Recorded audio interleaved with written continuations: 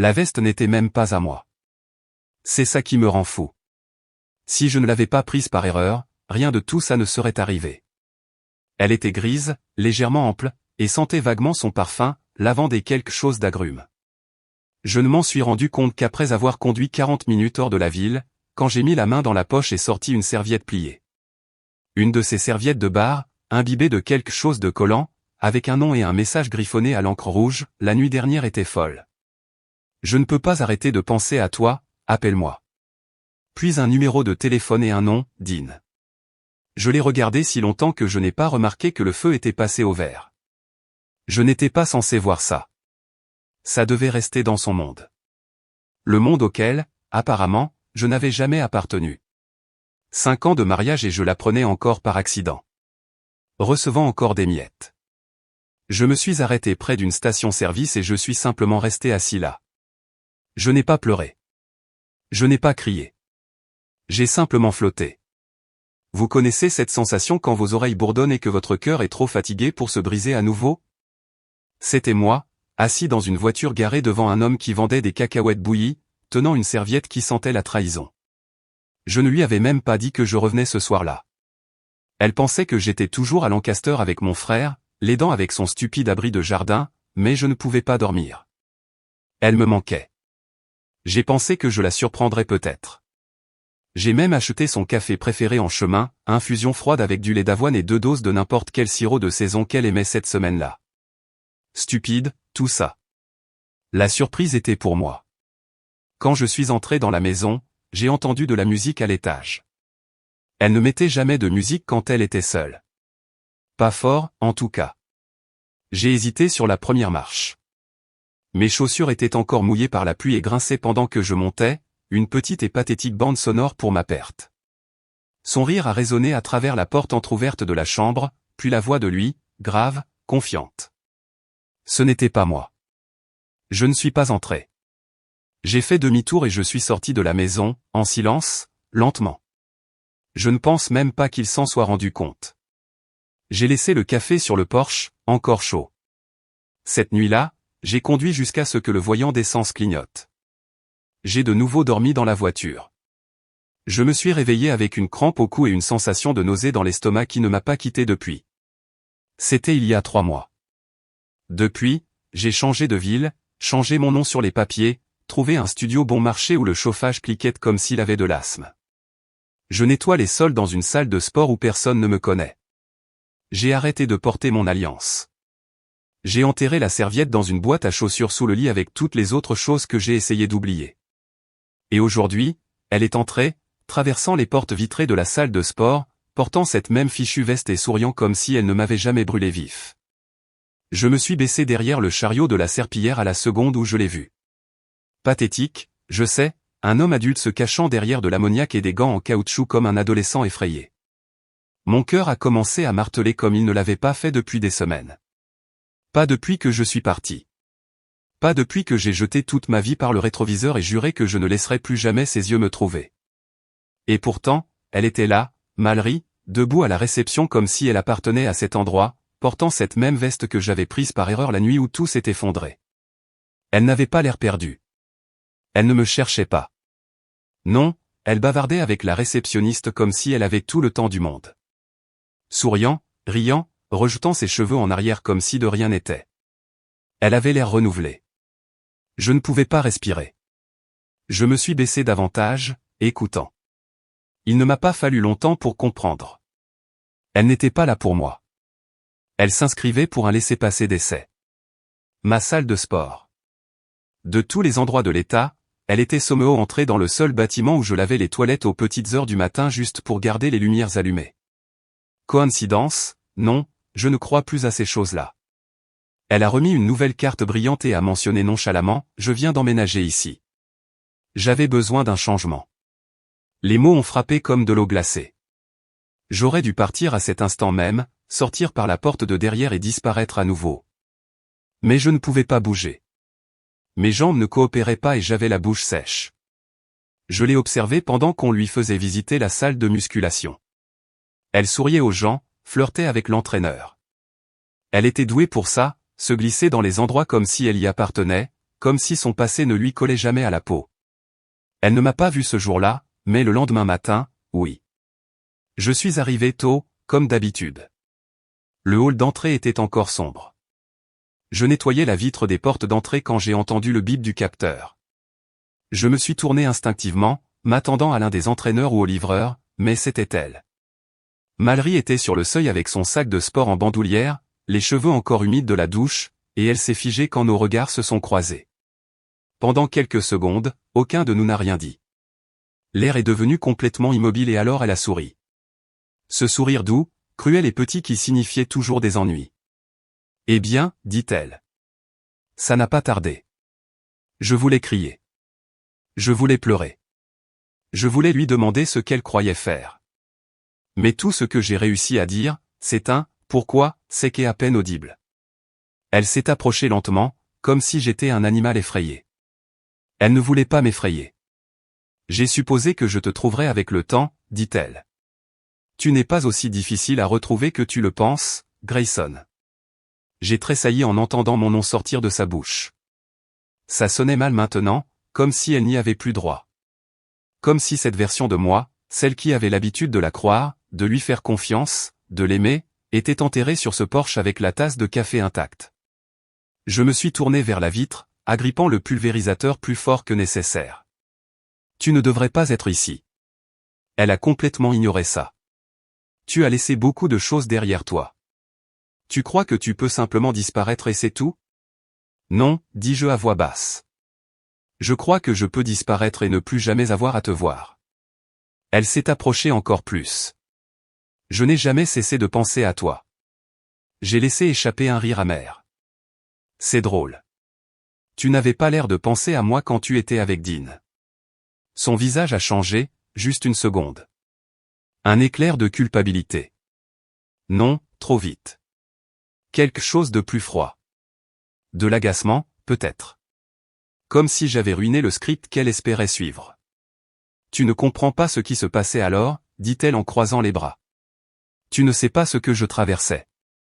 Je me suis tourné complètement vers elle maintenant. Tu crois que tu traversais quelque chose? J'allumais des bougies d'anniversaire pour moi-même pendant que tu te saoulais avec un type d'un bar. Je prévoyais un week-end surprise, Mallory. Je prévoyais de t'emmener à la cabane dont tu disais qu'elle te manquait. Elle a cligné des yeux. Tu te souviens encore de ça? J'ai failli casser quelque chose sur place. Bien sûr que je m'en souvenais. Je me souvenais de tout. Les petites choses stupides qu'elle disait en passant et que je gardais comme des trésors. Je me souvenais de la fois où elle avait pleuré dans un restaurant à cause d'une chanson de son enfance. Je me souvenais de la façon dont elle dormait avec une jambe sur la mienne juste pour se sentir en sécurité. Et maintenant, elle se tenait devant moi, portant la même veste qu'elle avait probablement enfilée après être sortie du lit de lui, agissant comme si je lui manquais. Quoi que tu sois venu faire ici, dis-je, ne l'aggrave pas, elle a penché la tête. Et si je te disais que j'ai fait une erreur? Je l'ai regardé fixement parce que quelque chose dans sa voix s'est brisé, juste un peu. Pas beaucoup, mais assez. Et pendant une seconde fugace, une partie de moi, la partie que je déteste, a voulu la croire. C'est alors qu'elle a murmuré, je l'ai quitté. Et j'ai réalisé, avec un nœud dans l'estomac, que ce n'était pas fini. Elle est restée là, me regardant, attendant quelque chose, une réaction, un tressaillement, n'importe quoi. Quand elle a dit qu'elle avait quitté Dean, ce n'était pas une confession. C'était une performance. Son ton, sa posture, la façon dont ses yeux scrutaient mon visage. Elle cherchait de la compassion, essayant d'ouvrir une fissure en moi. Je crois qu'elle s'attendait à ce que je m'effondre sur place. Peut-être même que je lui demande si elle allait bien. Je ne l'ai pas fait. J'ai simplement continué à nettoyer le même endroit sur la vitre jusqu'à ce que le chiffon soit sec et grince contre la surface. Tu crois que ça change quelque chose, ai-je finalement dit, sans me retourner. Elle s'est approchée encore plus, sa voix plus douce maintenant, comme si elle essayait de jeter un filet invisible sur moi. Grayson, je ne te demande pas d'oublier ce qui s'est passé. C'est juste que, j'ai réalisé ce que j'ai perdu. Je me suis tourné vers elle et j'ai plissé les yeux. Vraiment, ou tu as juste réalisé que Dean ne quitterait pas sa femme pour toi? Elle a fait une grimace. Pour la première fois depuis qu'elle avait franchi ses portes, son masque a glissé. Pas complètement, mais assez pour voir l'éclair de fureur qu'elle avait dissimulé derrière cette voix douce. Elle détestait qu'on la voie telle qu'elle était vraiment. Elle l'avait toujours détestée. C'était son pouvoir. Elle faisait sentir aux gens qu'ils la comprenaient mal chaque fois qu'ils s'approchaient de la vérité. Il m'a menti, dit-elle, comme si cela faisait d'elle la victime. Il m'a dit qu'il en finirait avec elle. Il a dit ? Non, l'interrompis-je. Ne me sors pas le discours que tu as probablement répété en venant ici. Tu n'as pas le droit de ramener ton désordre dans ma vie comme s'il y appartenait. Elle détourna le regard, la mâchoire crispée. Puis elle dirigea son attention vers la rangée de tapis de course derrière moi, comme si elle ne pouvait plus supporter de me regarder dans les yeux. Je ne suis pas venue ici pour me battre, murmura-t-elle. Je suis venue ici parce que tu me manquais. Le contrôle te manquait, ai-je lâché. Avoir quelqu'un qui ne remettait pas en question les mensonges te manquait. Quelqu'un qui pliait le linge, te faisait du thé et ne demandait pas pourquoi tu prenais 2 douches par jour. Elle ne dit rien. Elle resta simplement là, respirant difficilement, laissant le silence grandir entre nous. Et puis, avec un changement de ton soudain, presque désinvolte, elle dit quelque chose que je n'attendais pas, j'ai vu ta mère la semaine dernière. La pièce devint immobile. Mon sang s'écoula directement sur le sol. Elle n'était pas censée s'approcher d'eux. Pas après tout. Pas après ce qu'elle avait dit à ma famille la nuit où je suis parti. Ma mère lui avait envoyé un message après ma disparition. Un seul, demandant si elle allait bien. Mallory avait répondu par une note vocale qui se terminait par elle criant « Il s'est enfui parce qu'il est trop faible pour affronter la vérité d'une femme adulte. » Et maintenant, elle mêlait ma mère à ça. « Qu'est-ce que tu lui as dit, bordel ?» demandai-je lentement. Mallory haussa les épaules, comme si ce n'était pas grave. Juste que j'étais inquiète. Je lui ai demandé si elle savait où tu étais allé. Elle ne le savait pas, mais elle a pleuré, Grayson. Tu sais que ta mère a pleuré devant moi. Elle a dit qu'elle n'avait pas eu de tes nouvelles depuis ta disparition. Qu'elle pensait qu'il t'était arrivé quelque chose. Un nœud me monta à la gorge, mais je le ravalai. Je serrai les poings et me rappelai que c'était ainsi que Mallory fonctionnait, elle lançait des grenades et restait ensuite en retrait, jouant la surprise quand les choses explosaient. Tu n'as pas le droit de l'utiliser, dis-je entre mes dents. Tu n'as pas le droit d'apparaître et de faire semblant d'être la veuve éplorée. Les yeux de Mallory brillèrent d'une lueur acérée. Je ne fais semblant de rien. Je suis venu ici pour te dire que je veux arranger les choses. J'ai ri amèrement. Arranger, Mallory ? Ce n'est pas une table basse rayée. Tu as fait exploser notre vie et maintenant tu veux recoller les cendres. J'ai fait une erreur. Non, dis-je, tu as pris une série de décisions, encore et encore. Tu t'es ennuyée. Tu es devenue imprudente. Et tu aimes l'attention. N'appelle pas ça une erreur. Appelle ça ce que c'est, un choix. Elle me regarda fixement et, pour la première fois depuis longtemps, ses yeux n'étaient pas froids. Ils étaient terrifiés. Pas tristes, pas brisés, terrifiés. Comme si elle venait de réaliser quelque chose qu'elle n'attendait pas. J'attrapai le manche de la serpillière et commençai à m'éloigner. Tu peux utiliser la salle de sport, je m'en fiche, mais ne me parle pas. Ne mentionne plus jamais ma famille. Ne fais pas semblant que ça peut être réparé. Et puis je l'ai laissée là, figée, en silence, serrant toujours la sangle de son sac comme si elle ne savait plus à quoi s'accrocher. Cette nuit-là, elle a laissé une note sur mon pare-brise. C'était juste 5 mots, tu n'écoutes toujours pas. J'aurais dû la jeter, mais je ne l'ai pas fait. Et c'est comme ça que tout a recommencé à s'effondrer. J'aurais dû la jeter. J'aurais dû froisser la note, la laisser tomber dans la poubelle la plus proche et m'éloigner comme je l'avais fait des mois auparavant, quand je l'avais laissée debout sur le porche arrière avec rien d'autre que des questions et la bouche bée. Mais je ne l'ai pas fait. Je suis simplement resté là, dans l'obscurité du parking de la salle de sport, le vent froid me coupant le visage, agrippant ce petit bout de papier plié comme s'il avait des griffes sur ma peau. Tu n'écoutes toujours pas, c'est tout ce qu'il disait. Pas de nom, pas d'explication, juste ces 5 mots comme une malédiction griffonnée sur une page. Je suis resté assis dans la voiture pendant plus d'1 heure après ça. Les lumières éteintes, la musique coupée, le cœur me montant à la gorge.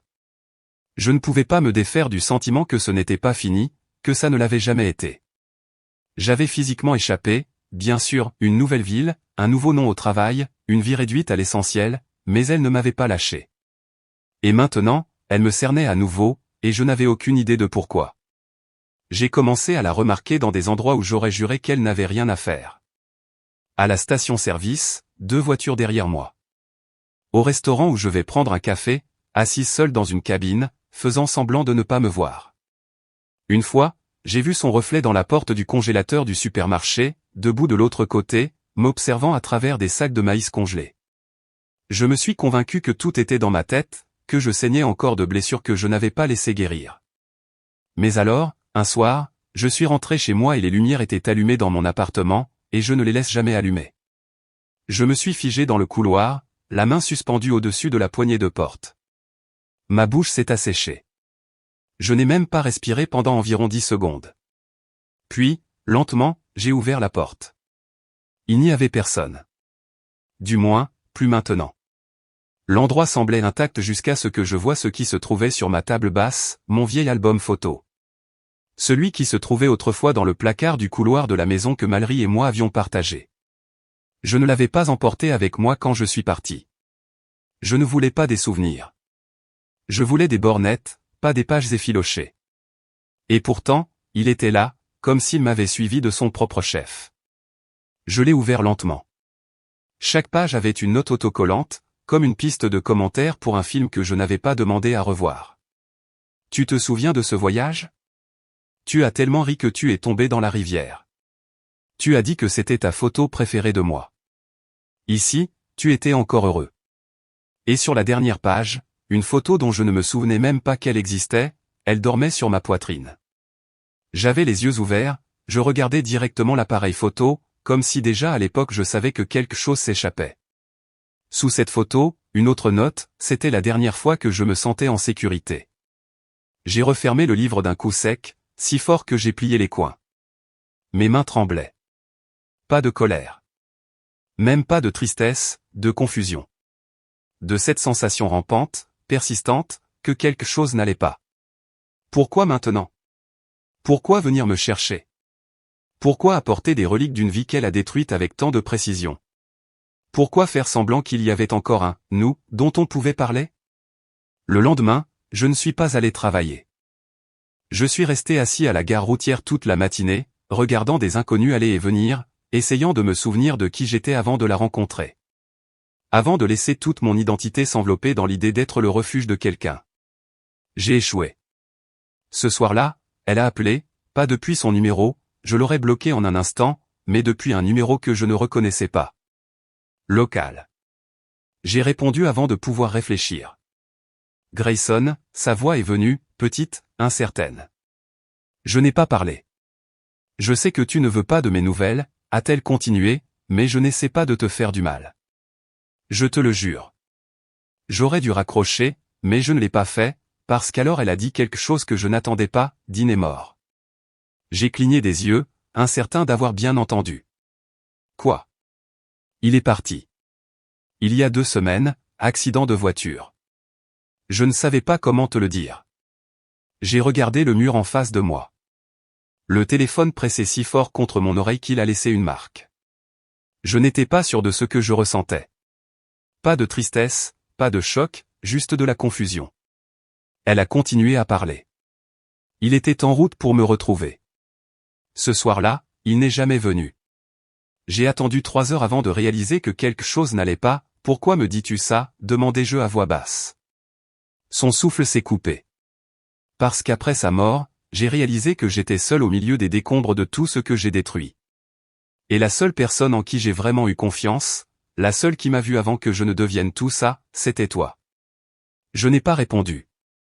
Je ne pouvais pas, parce que quelque chose dans sa voix avait changé. Elle ne sonnait plus manipulatrice. Elle sonnait creuse. Je sais que je ne mérite rien de toi, dit-elle, mais s'il te plaît, j'ai besoin de te dire ce que j'ai découvert, sur Dean et sur nous. Clic, elle a raccroché avant que je puisse répondre. Et je suis resté là, me demandant ce qu'elle voulait dire par « ce que j'ai découvert ». Je n'ai pas dormi cette nuit-là.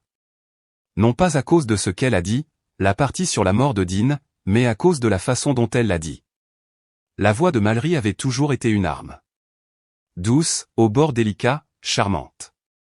Elle vous donnait envie de vous rapprocher, même quand chaque instinct criait de vous éloigner. Mais cette fois, c'était différent.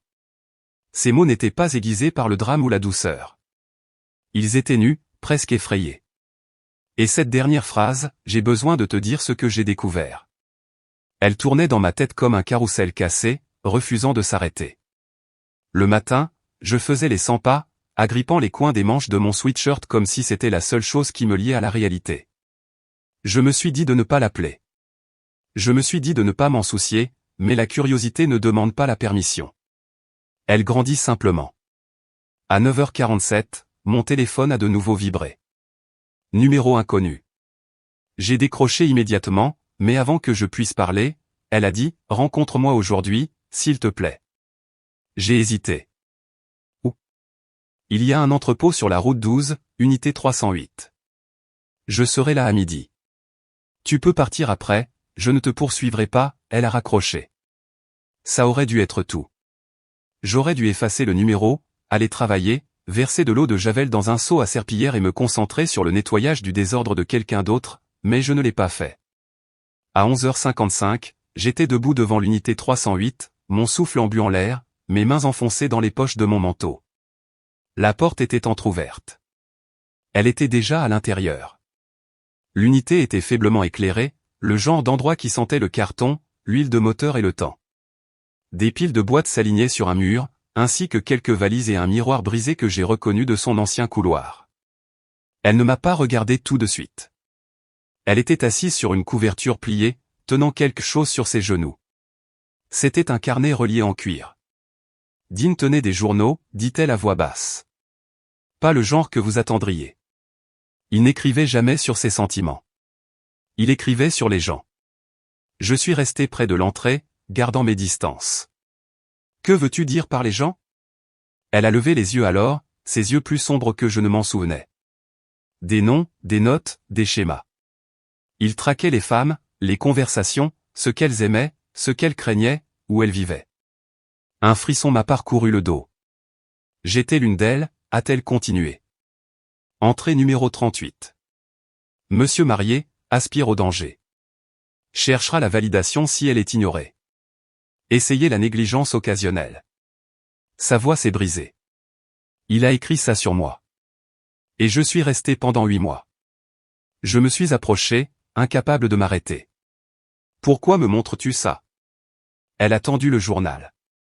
Parce qu'il y a une entrée sur toi. Ma main a tremblé quand je l'ai atteinte. Je ne voulais pas le lire. Je ne voulais pas me voir à travers les yeux d'un homme qui traitait les femmes comme des énigmes. Mais j'ai ouvert le livre quand même et je suis passé à la page marquée. Numéro 39. J'ai un mari. Passif. Non conflictuel. Loyal jusqu'au bout des ongles. Naïf. Facilement manipulable si la culpabilité est déclenchée. Peu susceptible de réagir avec violence. Éviter la confrontation. Rediriger avec la culpabilité. J'ai regardé la page, l'écriture soignée et froide. Je me sentais malade, comme si quelqu'un avait disséqué ma personnalité et accroché les morceaux sur un mur. Il ne me connaissait pas seulement. Il m'avait étudié, calculé, et Mallory avait utilisé ces informations. C'est ce qui m'a brisé, a-t-elle murmuré, de réaliser que je n'étais même pas unique pour lui, que j'étais juste un autre schéma. Je n'ai pas parlé. Je ne pouvais pas. J'avais la gorge trop serrée. Je ne te demande pas de revenir, dit-elle. Je n'essaie pas de réparer quoi que ce soit. J'avais juste besoin que tu saches que je n'étais pas seul à te faire du mal. Il m'a aussi manipulé. Il savait exactement comment me détruire. Ça ne fait pas disparaître ce que tu as fait, dis-je à voix basse. Je sais, répondit-elle. Mais peut-être que ça explique pourquoi je suis apparu. Pas pour te récupérer, mais parce que j'essayais de me reconstruire. Le silence s'est installé dans l'unité comme de la poussière. J'avais l'impression d'être au milieu d'un enterrement pour une version de moi-même que je n'avais jamais vraiment comprise, le genre d'homme qui pensait que la loyauté le protégerait de la trahison. Je lui ai rendu le journal. Pourquoi n'as-tu pas appelé la police ? Son expression s'est assombrie. Parce que le frère de Dean est détective dans le comté voisin. Tu crois qu'il n'a pas perdu de preuves avant ? De plus, que pourrais-je prouver ? Les femmes sur lesquelles il a écrit ne le savent probablement même pas, j'ai acquiescé lentement. Je ne savais plus ce qui était réel. Ni avec elle, ni avec l'histoire, ni avec rien. Mais je croyais qu'elle avait peur. C'était clair. J'ai reculé vers la porte. Ça ne change rien entre nous. Je ne reviendrai pas, elle s'est levée. Je sais. Je me suis tourné pour partir, mais elle a crié, Grayson. J'ai fait une pause. Elle a hésité, puis a dit, je me souviens encore de la nuit où tu m'as chanté une chanson quand mon père est mort. Tu m'as serré dans tes bras pendant des heures et tu n'as pas dit un mot. Je dis juste. L'image m'a frappé comme une vague. Cette nuit, ce silence, cette version d'elle, cette version de moi. Et puis je suis parti sans un autre mot, le son de la porte métallique se refermant derrière moi comme la fermeture d'un cercueil. Cette nuit-là, quand je suis rentré chez moi, une lettre m'attendait dans ma boîte aux lettres. Pas de timbre, pas d'expéditeur. À l'intérieur, une seule phrase, tu n'étais jamais censé découvrir ce que j'ai fait après. J'ai dû lire cette phrase 20 fois avant même de monter les escaliers. Tu n'étais jamais censé découvrir ce que j'ai fait après. Ce n'était pas seulement inquiétant. Ça ressemblait à un piège. Pas d'explication, pas de signature, juste de l'encre noire sur du papier blanc cassé, plié 2 fois, glissé dans ma boîte aux lettres comme un murmure avec des dents. Je me suis assis à ma table de cuisine, la lettre étalée devant moi, le dîner intact encore froid à côté. Je l'ai regardée comme si elle pouvait prendre feu ou commencer à parler si je la fixais assez longtemps. Et le pire, c'est que je n'avais aucune idée de qui c'était. Mallory? Le frère de Dean? Quelqu'un d'autre du journal? Chaque possibilité rampait sur moi comme un SM. À minuit, je ne pouvais plus rester immobile. J'ai fouillé chaque recoin de mon appartement à la recherche de signes que j'avais manqué quelque chose. Tout indice que quelqu'un était entré à nouveau. J'ai vérifié les fenêtres, les bouches d'aération, même sous le fichu évier. Rien. Mais alors, en ouvrant le placard du couloir, quelque chose est tombé au sol avec un bruit sourd. C'était une clé, pas la mienne. Elle ne correspondait à rien de ce que j'avais. Et collée sur le dessus se trouvait une autre minuscule note. Cette fois, seulement 2 mots, reviens. Je l'ai regardé fixement, le cœur battant la chamade. Revenir où? À la maison? À l'entrepôt? À la salle de sport? Tout dans mon corps criait, ne le fais pas. Mais je n'ai pas pu m'en empêcher. La curiosité s'était transformée en obsession. C'est ce que fait le deuil quand il est enveloppé de confusion. Il vous rend imprudent. À l'aube, j'étais dans ma voiture, conduisant à travers la banlieue tranquille de Ridgetown. Le ciel gris et lourd. Je n'étais pas sûr de savoir où j'allais jusqu'à ce que je réalise que mes mains me menaient à son ancienne maison. L'endroit que Mallory et moi avions construit ensemble, brique par brique, souvenir par souvenir, jusqu'à ce qu'elle le démolisse par trahison. Elle avait été vendue il y a des mois, à un couple avec un chien et un SUV. Mais en entrant dans le quartier, quelque chose n'allait pas. Les lumières du porche étaient allumées à 5 heures du matin et la boîte aux lettres avait disparu. Littéralement arrachée, poteau et tout, comme si quelqu'un voulait l'enlever rapidement. Je me suis garé en bas de la rue et j'ai monté lentement, en restant sur le trottoir. Et alors je l'ai vu. La porte du garage était légèrement ouverte, juste assez pour que quelqu'un puisse ramper en dessous. Et quelqu'un l'avait fait. Je me suis baissé, j'ai hésité, puis je me suis glissé sous l'ouverture. Le garage était vide, à l'exception d'un seul classeur, rouillé et cabossé. Un tiroir était entrouvert. Je me suis approché. Collé sur le côté se trouvait un petit bout de papier déchiré avec mon nom écrit en majuscule, Grayson. Pas d'enveloppe, juste une autre note. J'ai ouvert le tiroir. À l'intérieur se trouvait une collection de photographies. Je me suis figé. Certaines étaient de Mallory et Dean dans des restaurants et des voitures. Même une d'eux s'embrassant devant ce qui ressemblait à un hôtel. Mais certaines étaient les miennes. Des dizaines. Moi marchant au travail.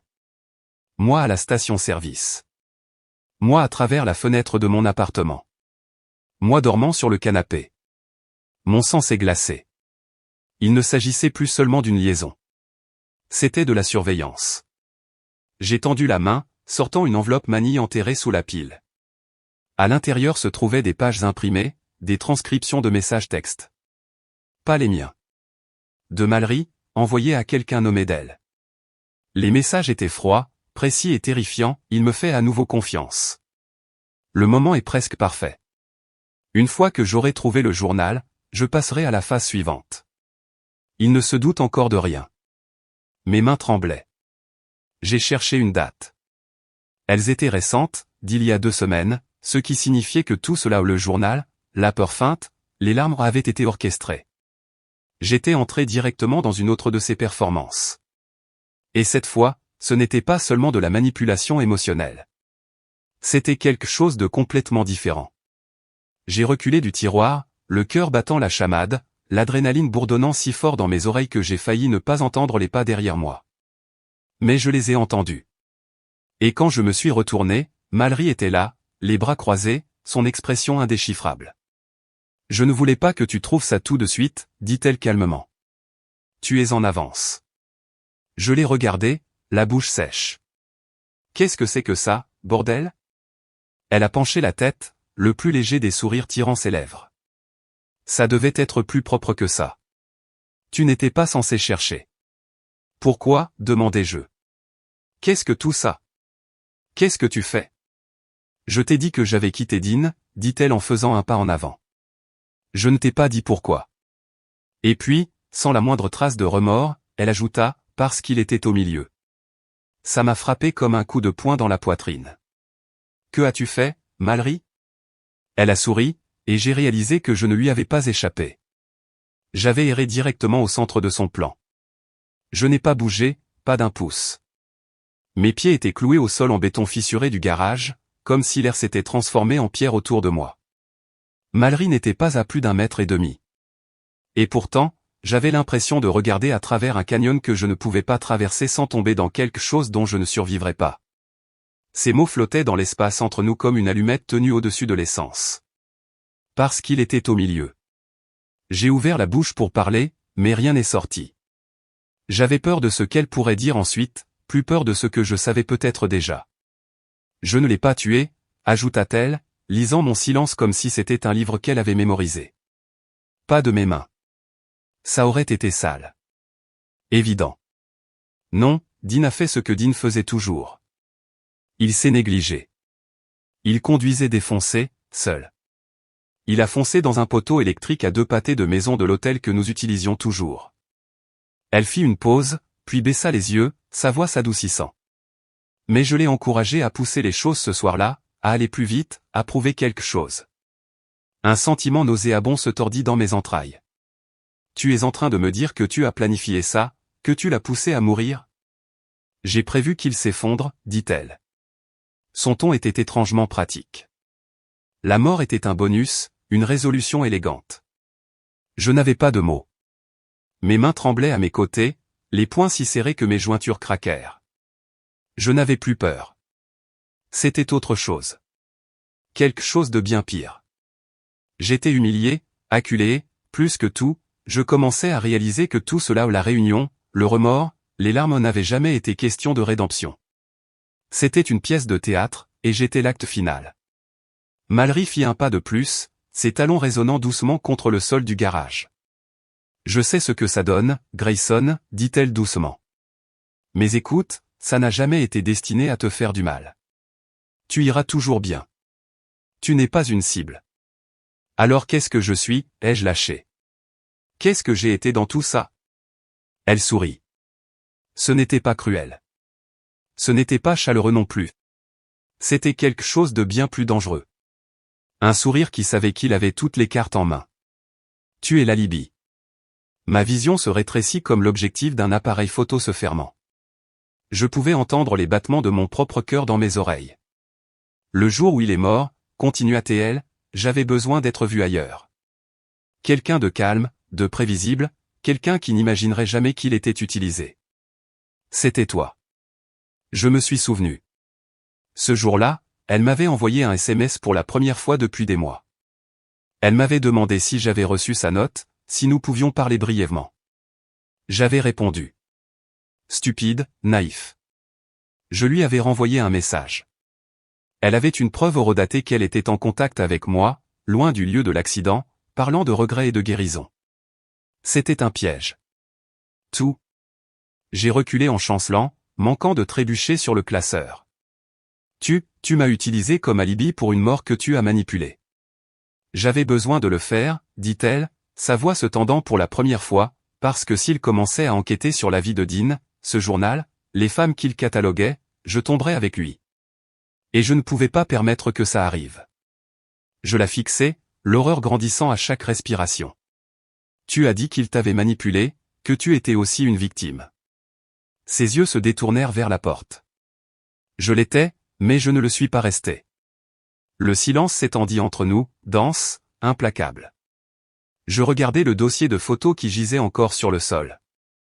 Son écriture, sa mise en scène, son plan, tout ce que je pensais être une coïncidence avait été orchestré, les fausses rencontres, la note sur mon pare-brise, la conversation larmoyante dans l'entrepôt, même la fichue veste.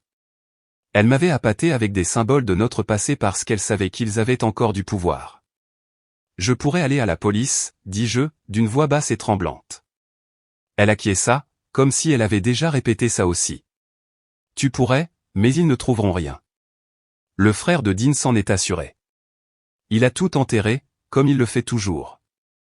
Tout ce qu'il verrait, c'est une femme éplorée et un ex-mari avec qui elle s'est reconnectée. Pas de mobile, pas de preuves. Et les autres? Demandai-je, les femmes du journal? Je ne sais pas où elles sont, dit-elle, d'un ton sec. La plupart d'entre elles ne savent probablement même pas qu'elles étaient documentées. Et si elles le savent, elles se taisent. Et moi, demandai-je, faisant un pas en avant maintenant. Quelque chose grandissait en moi que je n'avais pas ressenti depuis des années. Pas de la colère, de la clarté. Qu'est-ce qui m'arrive quand tu décideras que je ne suis plus utile? Elle m'étudia. Ça dépend de toi. C'était ça. L'avertissement derrière les mots. Je réalisais alors qu'elle n'avait aucune intention de me laisser partir indemne. Peut-être qu'elle ne me ferait pas de mal directement, mais elle n'en avait pas besoin. Elle avait déjà mis le feu à tout ce que je croyais réel. Et les gens comme Mallory, ils ne jettent pas d'eau quand les choses commencent à brûler. Ils regardent. Je reculai vers la porte, sans jamais la quitter des yeux. Elle ne me suivit pas. Elle ne bougea pas. Et juste avant que je ne me faufile, elle dit, « Tu m'as aimé une fois. » Cet amour était réel. Ne le rends pas insignifiant. Je m'arrêtai. Puis je la regardai dans les yeux et dis, « Ça, c'est toi qui l'as fait. » Et je partis. Je n'ai pas dormi cette nuit-là non plus. Je suis resté assis à ma table jusqu'au matin, la lettre toujours étalée devant moi, le dossier maintenant en ma possession. Et je savais ce que je devais faire. Mais d'abord, je devais disparaître. Le bus s'éloigna du trottoir avant que je puisse hésiter. Je regardais la petite ville rétrécir par la fenêtre tandis que nous avancions vers l'horizon. Le soleil levant déversant une lumière orange à travers la vitre sale. Ridgetown s'estompa en une tache floue derrière moi. Et avec elle, chaque mensonge, chaque regard, chaque fil tordu que Mallory avait tissé dans le désastre dans lequel elle avait essayé de m'entraîner à nouveau. J'avais fini de tourner en rond. J'avais fini d'être son pion. Ce matin-là, avant de partir, je me suis assuré de tout mettre en ordre. Pas pour elle, pas par vengeance, mais pour clore un chapitre, le mien.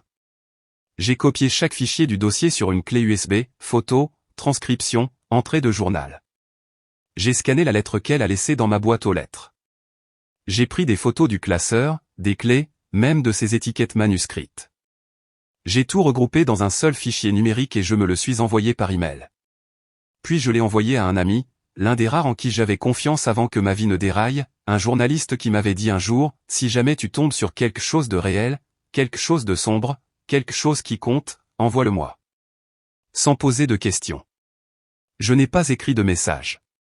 Je n'en avais pas besoin. Les preuves parleraient d'elles-mêmes. Après ça, j'ai vidé mon appartement, je n'ai laissé aucune trace, j'ai annulé mon travail à la salle de sport, j'ai supprimé le numéro de téléphone jetable que j'utilisais et j'ai payé 6 mois de loyer en espèces dans un endroit assez éloigné pour que Mallory ne pense jamais à chercher. Un endroit calme, un endroit où je pourrais me souvenir comment respirer à nouveau. C'est étrange. Après tout ce qu'elle a fait, je ne ressens pas de haine. Je ne ressens même plus de peur. Je me sens fini. Comme si j'étais enfin sorti au milieu d'un film auquel je n'avais pas demandé à participer et que j'avais quitté le cinéma. Qu'elle rembobine la cassette et la mette pour quelqu'un d'autre. Qu'elle se demande si je reviendrai.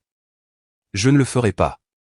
3 semaines plus tard, j'ai reçu un SMS d'un numéro que je ne reconnaissais pas, je sais ce que tu as fait. Tu crois que tu es en sécurité? Je n'ai pas répondu. J'ai bloqué le numéro. À ce moment-là, mon ami avait déjà publié l'article. Il ne mentionnait pas de nom, ne pointait pas directement du doigt, mais il soulevait des questions. Il exposait les schémas de Dean. Il laissait entendre plus, et les gens s'en sont rendus compte. Certaines des femmes de ce journal ont contacté anonymement le journal. On a parlé de poursuites civiles. Des rumeurs d'une enquête interne au poste de police local. Le nom de Mallory n'est jamais apparu publiquement, mais dans l'ombre, les gens ont commencé à faire des rapprochements. Et elle le savait, elle aurait lu entre les lignes. Elle était intelligente comme ça.